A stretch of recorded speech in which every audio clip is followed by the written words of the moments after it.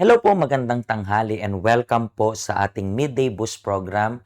Ngayon pong araw ng Thursday. And as you know, ang Thursday ay day para sa family. And talking about itong family nito, talking about yung buhay natin. As you know, last Monday, pinag-usapan po natin, nag-introduction tayo about sa word na ito. Higit sa lahat, ingatan mo ang iyong isipan sapagkat kung ano ang iyong iniisip, yun din ang magiging buhay mo. Then napag-usapan natin nung Tuesday na huwag kang magsasalita ng kasinungalingan at walang kabulahan. Panoorin nyo po yung Tuesday, okay? Nasa YouTube channel lang po natin yan. And then yesterday, pinag-usapan natin tong ituon mo ang iyong paningin sa mga bagay na mabuti. So, alam po natin, sa school pa lang, napag-uusapan natin itong central nervous system. Ibig sabihin, yung isip natin, yung kumokontrol sa katawan natin. Ibig sabihin, kung yung isip ko uutusan na yung kamay kong ito tumaas, tataas siya. Bakit? Kasi inuutusan ng isip ko. Siya yung kumokontrol ng lahat. At hindi lang po yan sa katawan, kundi even sa situation. Sa lahat ng nangyayari, yung isip natin is pinahiram sa atin ng Diyos. Bakit? Kasi yan po yung reason kung bakit nilikha tayo ng Diyos na kawangis niya dahil meron tayong spirit, meron tayong pag-iisip. And katulad po na tayo ay Trinity, tayo ay merong katawan, tayo ay merong espiritu, meron tayong kaluluwa, yung katawan, iniingatan yan. Gusto natin maging healthy yung katawan. Kaya kumakain ng healthy foods, nag-exercise, syempre para maingatan yung ating pangangatawan. Sa kaluluwa, umiiwas tayo sa kasalanan, sa pagkakamali, para hindi marumihan yung budhi natin, yung kaluluwa natin, para sa oras na mamatay tayo, is meron tong destination. It's either langit or impyerno. Tayo rin po yung mamimili niyan. And then, yung isip, kailangan rin po natin, alam nyo po na ang isip ay, yan yung hiniram natin sa Panginoon. Na kapag dumating yung time, kung ang kaluluwa may dalawang destinasyon, it's either langit at impyerno. Sa espiritu, isa lang yung destination niyan. Ano lang? Babalik lang rin yan sa Diyos. Bakit? Hiniram natin yan eh. Hiniram natin sa Diyos, babalik yan sa Panginoon. Or, pwede rin, pwede rin natin pagsabihin, pag yung katawan, iisa lang rin yung destinasyon. Pag namatay tayo, saan yun? Doon lang sa pagiging alikabok. So, Trinity rin tayo. Tayo ay merong katawan, kaluluwa, at espiritu. That's why, ngayon, wag muna tayo mag-focus sa ibang mga bagay. Mag-focus muna tayo sa spirit natin. Mag-focus tayo sa way natin mag-isip. Kasi yung paraan, hindi problema yung isip. Ang problema is yung paraan natin mag-isip. Kung paano natin, sabi ko nga, kung napanood nyo po yung mga previous na mga message natin, mapapansin po ninyo na merong source kung bakit yung isip natin marumi. Kung bakit yung isip natin negative.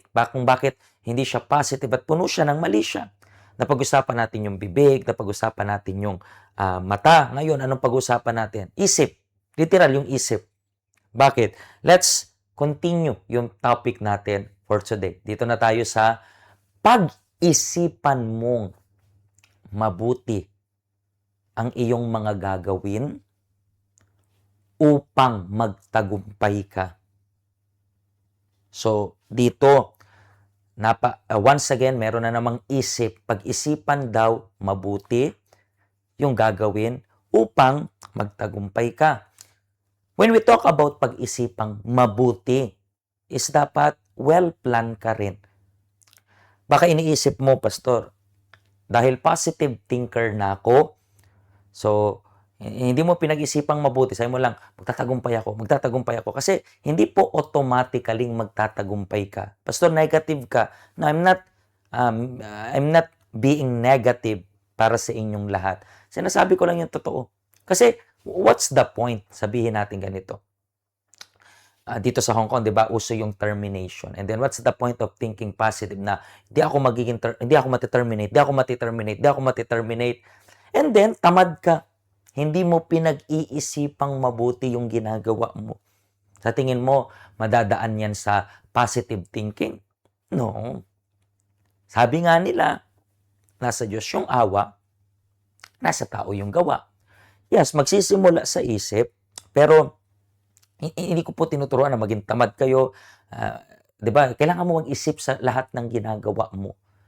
Bakit mo po ba kailangan na pag-isipan lahat ng ginagawa mo? Paano po ba natin ginagawa 'yan? Pag nag-iisip ka ng mabuti sa lahat ng ginagawa mo, iniisip mo na agad yung resulta ng tinanim mo, ng itatanim mo, I mean. Halimbawa, ganito ka mag-iisip. Pag ginawa ko ba to, ano yung magiging bunga? At pag sinabing pag-isipang mabuti, kailangan mo mag-take ng time. Dito rin po sa Hong Kong, di ba, marami pong may utang. Bakit? Pinag-isipan bang mabuti? Basically, hindi. Kasi kung pag pinag-isipan mo ng mabuti, anong mangyayari? May isip mo, wait lang, tama ba itong ginagawa ko? Paano ko mababayaran siya? Kasi kung pinag-isipan mo ng mabuti, pag umutang ako ng something, pag na-terminate ako, may pambayad ba ako? Kasi kung wala, kung hindi mo inisip yan, hindi pa sabi mo, positive thinking kami. Sabi ko nga, positive thinking, pero kailangan mong kumilos. Kasi, ulitin ko, once again, I gonna repeat it once again, kahit mag-positive thinking ka pa, everyday, araw-araw kang positibo, araw-araw kang may sinasabi na positive sa sarili mo, nakakatulong.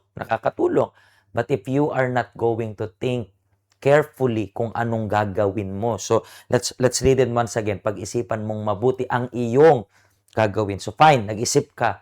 Pero may action. Gagawin nga eh. So, kung pinag-isipan mo ng yung action mo, so, merong isip, merong action, and then, mabuti yung inisip mo, mabuti yung action mo, it's equals sa tagumpay. Pero kahit mabuti yung iniisip mo, pero masama yung ginawa mo, mas matimbang pa rin yung gawa. Sabi nga, kung di ako nagkakamali, si James nagsabi na, patunayan mo yung faith mo, patutunayan ko rin yung gawa ko sa pamamagitan ng faith ko. So, ibig sabihin, kung meron kang faith, meron ka rin dapat action. So, sa lahat ng gagawin mo, kung yung kahapon ng assignment mo is magsulat ka ng positive about sa sarili mo, ngayon, sa lahat ng gagawin mo, halimbawa, simple lang, mga simpleng bagay.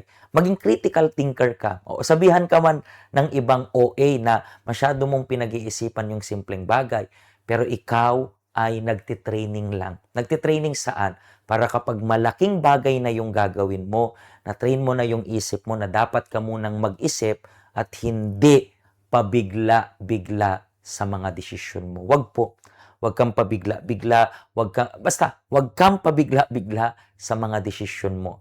Pag-isipan mong mabuti kasi lahat ng ginagawa mo may bunga. Bakit mo kailangan pag-isipang mabuti? Kasi ngayon, meron ka pang choices kung anong gagawin mo. Pero kapag dumating na yung time ng anihan, sa lahat ng ginawa mo, sa lahat ng tinanim mo, hindi ka na makakapili kung ano ang aanihin mo. Magsilbi sana itong lesson para sa inyo.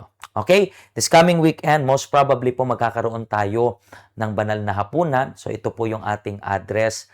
Nandyan po yung ating schedule. And then nandyan rin po yung QR code and helpline natin. Just send us a message kung meron po kayong tanong na nais ninyong maliwanagan. Okay? Mga kaibigan, bukas to finalize itong topic natin, huwag nyo pong palalampasin, okay? At kung kayo po ay natulungan ng program na ito, please share nyo po para sa lahat. Share nyo po sa family members ninyo, sa friends ninyo, sa mga kababayan natin para starting today, maingatan nila yung isip nila. Kasi yung isip natin ang magdidikta ng future na matatanggap natin sa buhay natin. So, mag-ingat. Pag-isipang mabuti ang gagawin. Pagpalain po kayo ng Diyos.